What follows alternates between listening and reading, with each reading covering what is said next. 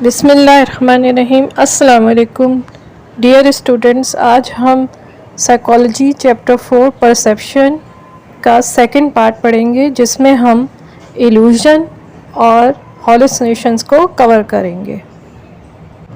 Important questions जो इन topic से रिलेटेड एग्जाम्स में आते हैं वो है define illusion, write the types of illusion, causes of illusions, explain the Muller Lyer illusion जो कि बहुत इंपॉर्टेंट है, और व्हाट इज़ हालुसिनेशन। अब इल्यूजन की डेफिनेशन क्या है या व्हाट इज़ इल्यूजन।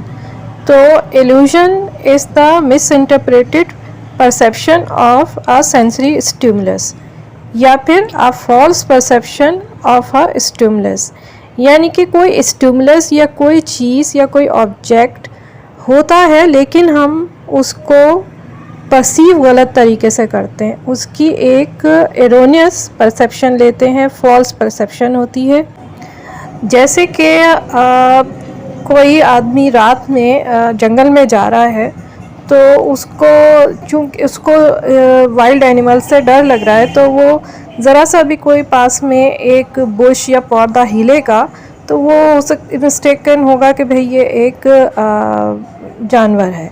या जब हम सहरा में जा रहे होते हैं तो दूर हमें कभी कभी मिराज नज़र आता है कि वहाँ पे पानी है, लेकिन वहाँ पानी नहीं होता, सिर्फ मट्टी ही होती है। तो ये एक तरह के सब इल्यूजन्स हैं। इसमें मैं आपको एक छोटी सी कहानी सुनाती हूँ जो मैंने किसी से सुनी थी कि वो एक दफ़ा रात में उसने सोचा कि मैं शॉर्टकट ले लूँ और कब्रिस्तान से चला जाऊँ, उसको अपने घर वापस जाना था। तो जब वो वहाँ पे जा रहा था तो उसको थोड़ा सा खौफ महसूस हुआ। उसी वक्त उसने देखा कि एक दरख्त नज़र आया जिस पे उसको लगा कि एक खोपड़ी टंगी हुई है, इंसान का सर टंगा हुआ है जो कि हवा से हिल रहा है आगे पीछे। वो इतना डरा कि वो डर के भागता हुआ कब्रिस्तान से बाहर निकल गया। बाहर निकलने के बाद उसको ख़्याल आया कि मैं तो मुसलमान हूँ, मैं इन चीज़ों पे बिलीव नहीं करता। तो वो हिम्मत करके वापस अंदर गया और अब जो उसने दरख्त को देखा तो पता चला कि एक काली थैली उसके अंदर लटकी हुई थी और उस थैली में हवा भरने के बाद वो एक गोल सी शक्ल इख्तियार कर गई थी, जिसको उसको लगा कि वो एक इंसानी सर है जो कि वो दरख्त से लटका हुआ है।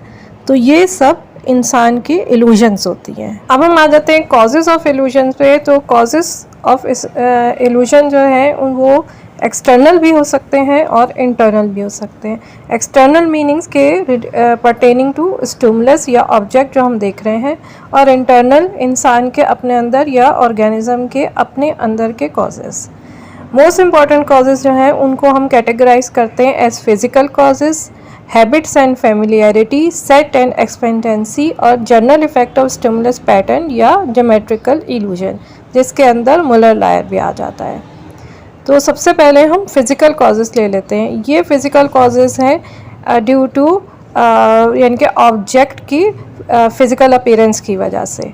अब इसमें बुक में जो एग्जांपल दी गई है हम उसी को एक्सप्लेन कर लेते हैं कि एक बच्चा है जो कि जब शीशा देखता है तो वो सोचता है कि छोटा बच्चा है, वो सोचता है कि शीशे के पीछे शायद कोई एक और बच्चा है, इसीलिए वो शीशे के पीछे जा के देखता है कि भाई ये बच्चा कौन सा नज़र आ रहा है। जबकि एडल्ट चूँकि उसको यूज़ टू हो चुके होते हैं तो वो इस बात से अफेक्ट नहीं होते हैं, उनके लिए मिरर में उनकी अपनी ही अपीयरेंस है।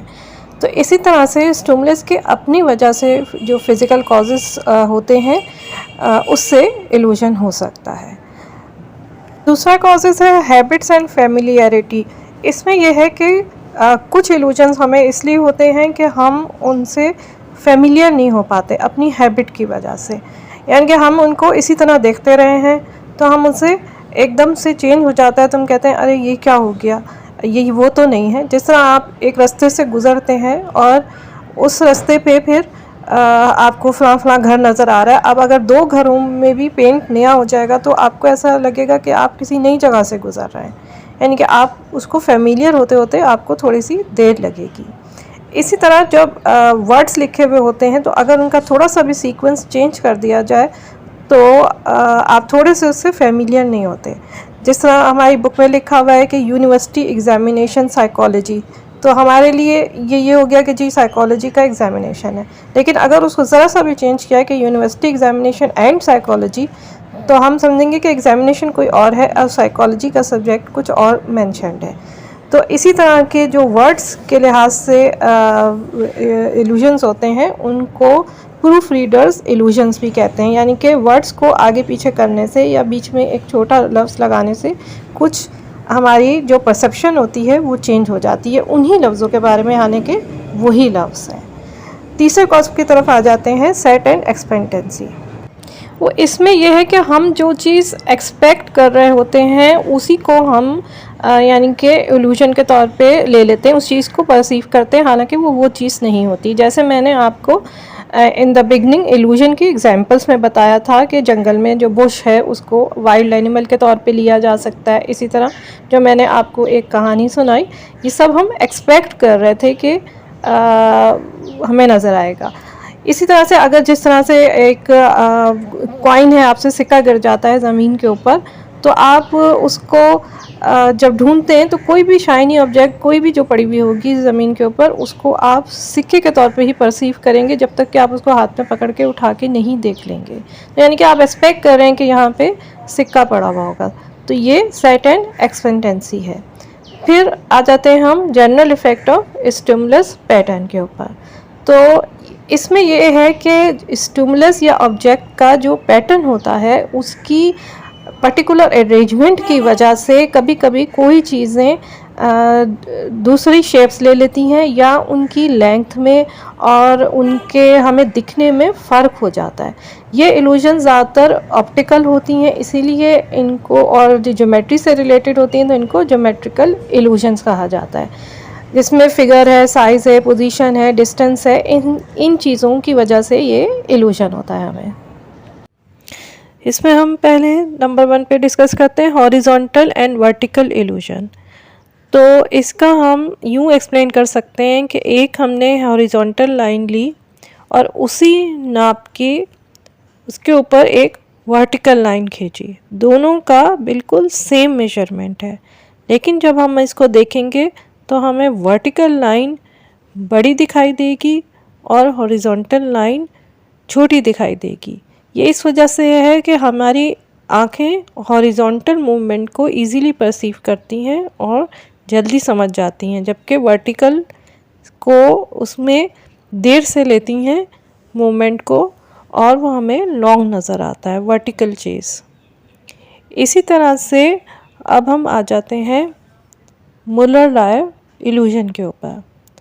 तो इसमें हमने एक ही मेजरमेंट की 2 लाइनें बनाई हैं, लेकिन एक का एरो हेड हमने लाइन की तरफ रखा है और एक के एरोस जो हैं वो हमने खुले बनाए हैं, यानी कि उनको बाहर की तरफ रखा है।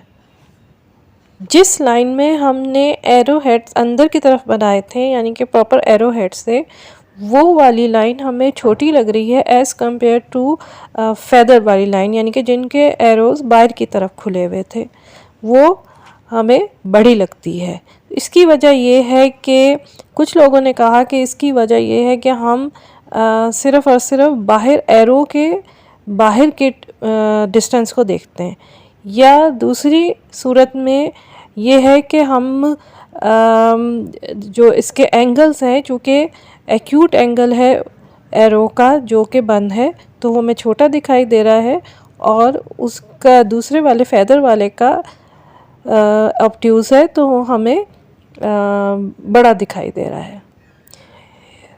जबकि इसी तरह अगर 2 सेम नाप की लाइन ली जाए और उन पे एरो हेड की जगह हम एक कर्व्ड फिगर बना दें, तो तब भी हमें जो बाहर की तरफ ओपन होने वाली है वो वाली बड़ी लगेगी और जो अंदर की तरफ कर्व्ड ओपनिंग हो रही है वो हमें छोटी लगेगी।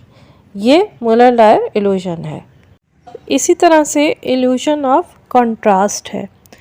तो 2 फिगर्स जो कि करीब करीब बनाई गई हों या रखी गई हों, तो उनका सिर्फ हमें नज़र आने के लिए उनकी पोजीशन की वजह से जो कंट्रास्ट पैदा होता है उससे वो छोटी बड़ी लगती हैं। अब जैसे हमने ये दोनों फिगर्स एक ही साइज़ की बना रहे हैं हम, मगर चूँकि हम नीचे से देख रहे हैं उसको तो हमें ऊपर वाली फिगर बड़ी लग रही है, क्योंकि जो नीचे वाली फिगर का जो अपर पार्ट है उसको हम कंपेयर कर रहे हैं या कंट्रास्ट कर रहे हैं ऊपर वाली फिगर के नीचे वाले पार्ट से, इसीलिए हमें वो बी फिगर जो है वो छोटी लग रही है as compare to the A figure. अब हम आते हैं इल्यूजन ऑफ डायरेक्शन की तरफ। तो इल्यूजन ऑफ डायरेक्शन में है कि हमें डिफरेंट डायरेक्शंस की लाइंस की वजह से या डिफरेंट डायरेक्शंस की वजह से हमें इल्यूजन क्रिएट होता है। अब हमने इसमें 4 पैरेलल लाइंस बनाई हैं जो कि एक ही मेजरमेंट की हैं, लेकिन उनको क्रॉस करती हुई जो छोटी लाइंस बनाई हैं उनकी डायरेक्शन थोड़ी सी डिफरेंट रखी है। इस डायरेक्शन की वजह से हमें ऐसा लग रहा है कि ये पैरेलल लाइंस नहीं है, बल्कि ये ऊपर की तरफ मीट कर रही हैं, टेढ़ी लाइन है, हालांकि ये बिल्कुल पैरेलल लाइंस हैं। नेक्स्ट और लास्ट टॉपिक है हॉलुसिनेशंस। हॉलुसिनेशंस क्या होता है कि ये एक इमेज है जो कि ऑब्जेक्ट के तौर पे हम मिस्टेकन करते हैं, an image mistaken for an object, या जो है वो इसको हम कह सकते हैं कि कोई चीज़ होती नहीं है लेकिन इंसान उसको परसीव करता है कि वो चीज़ है, या वो चीज़ होती है लेकिन इंसान परसीव कर रहा होता है कि वो चीज़ नहीं है। ठीक है, यूजुअली पीपल परसीव करते हैं things that are not there. इसकी 2 टाइप्स हैं जिनको पॉजिटिव या नेगेटिव कहते हैं। पॉजिटिव तो यही है कि पर्सन एक ऑब्जेक्ट को कह रहा है कि वो मौजूद है लेकिन वो मौजूद नहीं होता, और नेगेटिव ये है कि एक ऐसी चीज़ जो कि मौजूद है, सबको नज़र आ रही है, लेकिन पर्सन कहता है कि उसको नज़र नहीं आ रही है। हॉलुसिनेशंस के डिफरेंट कॉजेज़ होते हैं। अब ये फ़िज़िकल वीकनेस की वजह से हो सकती है, किसी बीमारी की वजह से, किसी चीज़ की कमी की वजह से, या फिर ये सिंपल मेंटल स्ट्रेस है अगर सीवियर, उसमें भी हॉलुसिनेशंस हो सकती हैं। मेंटल इलनेस है किसी को तो वो भी हॉलुसिनेट कर सकता है। और इसके अलावा कुछ ड्रग्स होती हैं जिससे हॉलुसिनेशंस प्रोड्यूस होती है, उनको हॉलुसिनोजेंस कहा जाता है, जिसमें मैरिजुआना वगैरह शामिल हैं। हॉलुसिनेशन सिर्फ विजुअल ही नहीं होती कि आप किसी चीज़ को देख रहे हैं कि जो प्रेजेंट नहीं है और आप उसको कह रहे हैं कि वो प्रेजेंट है, बल्कि ऑल्फैक्टरी भी हो सकती है, ऑडिटरी भी हो सकती है, यानी कि इंसान कह रहा है कि उसको घंटियाँ बजने की आवाज़ सुनाई दे रही है या उसको हॉर्न की आवाज़ सुनाई दे रही है, मगर उस वक्त कोई भी आवाज़ नहीं आ रही होती है, दूसरे लोगों को वो आवाज़ नहीं आ रही होती है। इसी तरह कोई शख्स कहता है कि मुझे खुशबू सुंघाई दे रही है, लेकिन एक्चुअली वहाँ कोई भी खुशबू नहीं होती है। तो हमारा आज का लेक्चर यहीं ख़त्म होता है। उम्मीद है आपको समझ आई होगी और आपके लिए ये हेल्पफुल साबित होगा। दुआ में याद रखिएगा। चैनल को लाइक करें, सब्सक्राइब करें और वीडियो पे कमेंट करें। अल्लाह हाफ़िज़।